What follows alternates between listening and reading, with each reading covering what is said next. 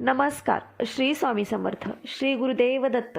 नरक चतुर्दशीच्या दिवशी अभ्यंग स्नान करण्यामागे शास्त्रीय कारण देखील आहे. तसेच नरक चतुर्दशीला ग्रामीण संस्कृतीत विशेष महत्त्व दिले जाते. तसेच यावर्षी नेमकी कधी आहे नरक चतुर्दशी, या व्हिडिओमध्ये नरक चतुर्दशी संदर्भातील संपूर्ण माहिती आणि कहाणी जाणून घेऊयात. हा संपूर्ण व्हिडिओ पाहिल्यानंतर तुम्हालाही समजेल नरक चतुर्दशीची सुरुवात कशी झाली. संपूर्ण माहितीसाठी व्हिडिओ शेवटपर्यंत पहा व आवडल्यास आपल्या मित्रपरिवारामध्येही शेअर करा व अशाच माहितीपूर्ण व्हिडिओसाठी आपल्या चॅनलला सबस्क्राईब करा. नरक चतुर्दशी कधी आहे? नरक चतुर्दशी तिथी 30 ऑक्टोबर रोजी दुपारी 1:15 सुरू होईल आणि दुसऱ्या दिवशी 31 ऑक्टोबर रोजी दुपारी 3:52 समाप्त होईल. 31 ऑक्टोबर 2024 रोजी नरक चतुर्दशी छोटी दिवाळीचा सण साजरा केला जाईल. दिवाळी किंवा दीपावली कधी साजरी होणार याबाबत लोकांमध्ये संभ्रम आहे. आजपर्यंत याबाबत एक मत होऊ शकलेले नाही. दिवाळीचा सण 31 ऑक्टोबरला साजरा करणे अधिक योग्य ठरेल असे काही लोकांचे मत आहे, तर काही लोक 1 नोव्हेंबरला दिवाळी साजरी करावी असे सांगतात. तर दिवाळी हा सण अश्विन महिन्यातील अमावस्येला साजरा केला जातो. यामुळे 29 तारखेला धनतेरस, 31 ऑक्टोबरला नरक चतुर्दशी, 1 नोव्हेंबरला लक्ष्मीपूजन आणि 2 तारखेला दिवाळी पाडवा साजरा करणे योग्य ठरेल. चतुर्दशी तिथीला शुभप्रीती योग तयार होत आहे. यासोबतच शिववास योगाचा दुर्मिळ योगायोग घडत आहे. या योगामध्ये भगवान श्रीकृष्णाची पूजा केल्याने सर्व मनोकामना पूर्ण होतील. त्याचबरोबर यमाची पूजा केल्याने निर्भयतेचे वरदान मिळते. नरक चतुर्दशी आणि अभ्यंग स्नान. नरक चतुर्दशीच्या दिवशी अभ्यंग स्नान केलं जातं. दिवाळीचे हे दिवस थंडीचे असतात.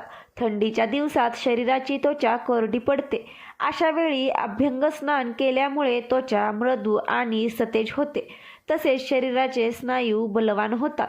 त्यामुळेच दिवाळीत अभ्यंग स्नान करण्यास सांगितलेले आहे. या दिवशी अभ्यंग स्नानानंतर यमासाठी नरकात म्हणजे आधुनिक परिभाषेत घरातील स्वच्छतागृहात दीपदान करण्याची प्रथा आहे असेही मानतात. संपूर्ण शरीरास तेलाचे मर्दन करून आपल्यातील नरकरूपी पापवासनांचा नायनाट आणि अहंकाराचे उच्चाटन करायचे असते. तेव्हाच आपल्या आत्म्यावरील अहंचा पडदा दूर होऊन आत्मज्योत प्रकाशित होईल असा यामागील संकेत आहे. हा दिवस छोटी दिवाळी म्हणून ओळखला जातो. नरक चतुर्दशी महत्त्व. अश्विन महिन्यातील कृष्ण पक्षातील चतुर्दशी तिथीला भगवान श्रीकृष्णाने नरकासुराचा वध केला होता असे सनातनाच्या धर्मग्रंथात नमूद आहे.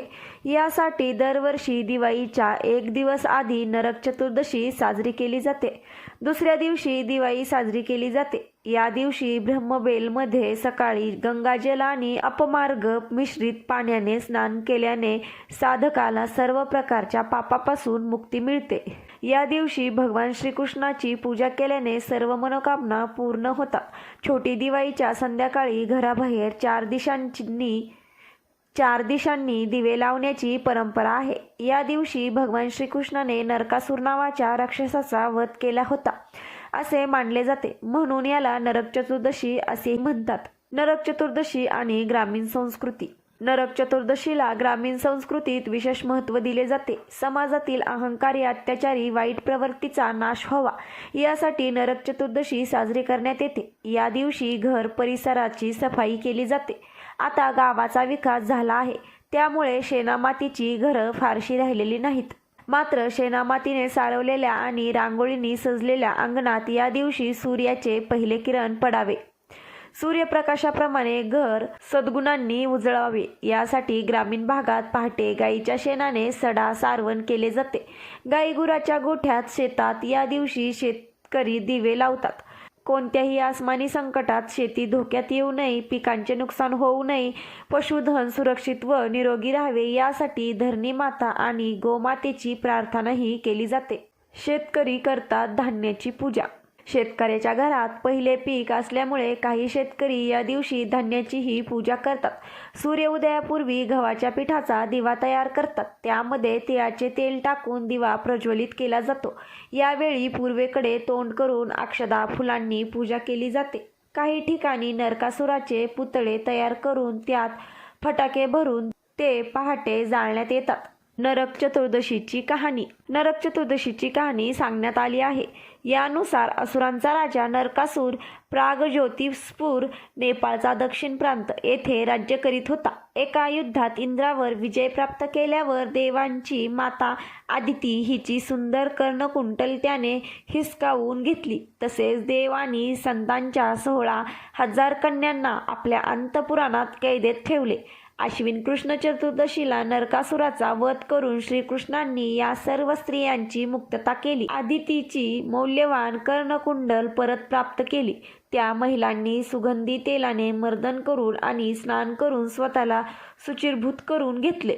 म्हणून प्रांता स्नानाची ही परंपरा वाईट प्रवृत्तीवर दिव्यतेच्या विजयाचे प्रतीक आहे. त्या मुलींना समाजात प्रतिष्ठा प्राप्त करून देण्यासाठी भगवान कृष्णाने त्यांच्याशी विवाह केल्याचे जाहीर केले.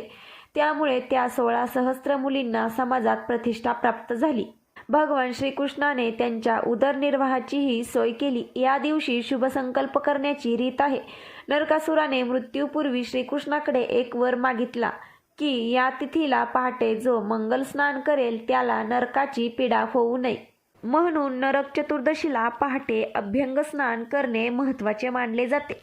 लोकांनी दुःख, अन्याय, वेदना, अज्ञान, अंधार यांच्यापासून मुक्तता मिळविली म्हणून हा दिवस दिवे लावून आनंद उत्सव साजरा केला जातो. आताच्या काळात अज्ञान, आळस, अंधश्रद्धा, भ्रष्टाचार, गुंडगिरी, अस्वच्छता इत्यादीत नरकासूर थैमान घालीत आहेत. याचा नायनाट करण्यासाठी पौराणिक काळात भगवान श्रीकृष्ण आले होते. मात्र आता आपल्यालाच श्रीकृष्ण बनून वाईट प्रथांचा नायनाट करायचा आहे. इतरांना ज्ञान देण्यापेक्षा याची सुरुवात आपल्या घरापासून केली तर यंदाच्या नरक चतुर्दशीला असं ठरवून त्याचा वापर रोजच्या जीवनात करूया, तरच खऱ्या अर्थाने दीपोत्सव साजरा केल्याचा आनंद मिळेल. तर मित्र आणि मैत्रिणींनो, अशा प्रकारे आपण नरक चतुर्दशी बद्दलची संपूर्ण माहिती या व्हिडिओमध्ये पाहिलेली आहे. आशा आहे तुम्हाला ही माहिती नक्कीच आवडली असेल तर व्हिडिओला लाईक करून अशाच माहितीपूर्ण व्हिडिओसाठी आपल्या चॅनललाही सबस्क्राईब करा व आपल्या मित्रपरिवारामध्येही शेअर करा, जेणेकरून त्यांनाही माहिती मिळेल. भेटूयात अशाच माहितीपूर्ण व्हिडिओ सोबत. तोपर्यंत धन्यवाद.